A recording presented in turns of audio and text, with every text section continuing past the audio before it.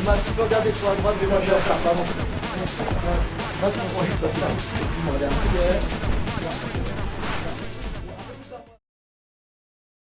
J'aime bien dire que la créativité n'a pas de limite quand elle est partagée.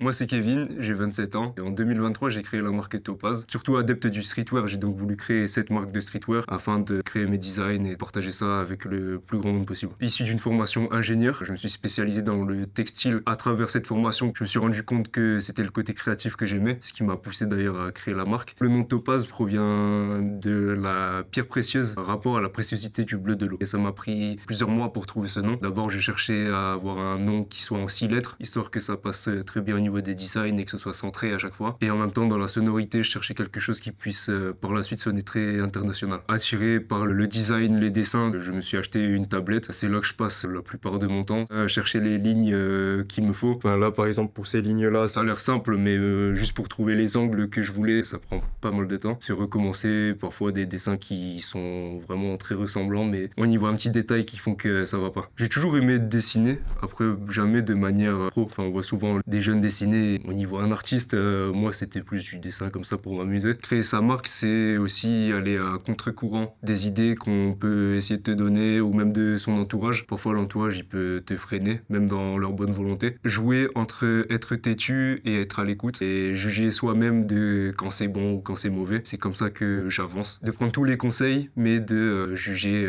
lesquels seront bons à prendre et lesquels ne le seront pas. J'avais à la base élaboré une stratégie, faire attention à la manière dont on consomme, que ce soit la normalité. Je n'ai pas volonté de tourner Topaz en ONG écologique. Moi, mon but, c'est d'apporter ça comme une normalité. Donc, quand quelque chose est normal, on n'en parle pas forcément et on l'écrit pas sur tous les toits. J'ai créé Topaz avec la volonté de mieux consommer la mode. Puis j'ai vu qu'il y avait un certain engouement derrière cette offre écologique et la manière de mieux consommer. J'ai donc essayé de rendre ça le plus disponible à tous. J'ai essayé d'apporter ce côté écologique au streetwear, histoire que les gens n'aient pas trop de compromis à faire vers l'achat plus responsable et plus conscient. Topaz est partenaire de Sequoia. Sequoia, c'est un organisme international qui a des bateaux partenaires tout autour de la Méditerranée. Ces derniers prennent directement les déchets en mer et les ramènent sur terre. Et c'est là que ce plastique est transformé en une matière que je peux utiliser. Ce plastique récolté, il est broyé, puis fondu, puis tiré en fil sous forme de bobine. J'ai la chance d'avoir trouvé un partenaire au Portugal à qui j'achète directement la matière et qui me la transforme directement sur place. Ça me permet de sauter quelques étapes d'acheminement de matière et de mieux gérer mes flux. Déjà, le plastique des océans, il est très détérioré. Donc, il y a déjà une première difficulté dans la manière où il est transformé. Il faut le mélanger avec du plastique recyclé de sources terrestres. C'est pour ça que le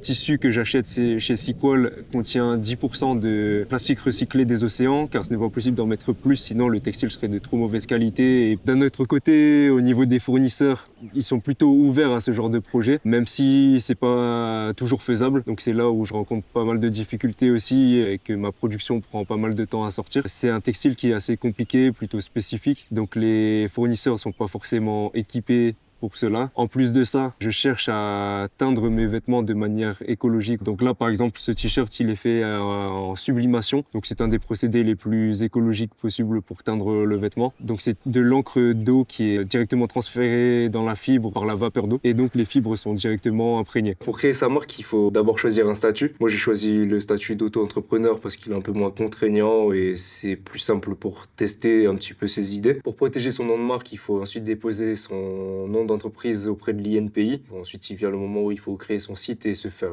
promouvoir pour vendre ses produits. Puisque je sors d'école d'ingénieur, j'ai tenté de programmer moi-même mon propre site. Au final, le rendu, il reflétait pas exactement ce que je voulais transmettre. Donc, je suis passé par Shopify, plateforme avec laquelle j'ai pu réaliser un petit peu mieux la vision que je voulais pour vendre mes produits. Je fonctionne principalement avec des amis artistes et on voit qu'en avançant ensemble, au final, je commence à travailler avec des meilleurs produits, eux travaillent avec des meilleurs matériels. Je travaille actuellement sur l'élaboration d'un sweatshirt. Mon temps de production est un petit peu plus long parce que je dois étudier la faisabilité et les coûts. J'ai pas mal de difficultés à sortir ça en temps et en heure, de suivre les saisons. Alors je développe la marque entre Bordeaux et Lille. Je suis originaire de Lille, donc c'est là que j'ai la plupart de mes contacts. D'amener ça de Lille à Bordeaux, ça me permet aussi d'accroître ma visibilité et de voir que la solution et le produit que je veux apporter fait, il fonctionne.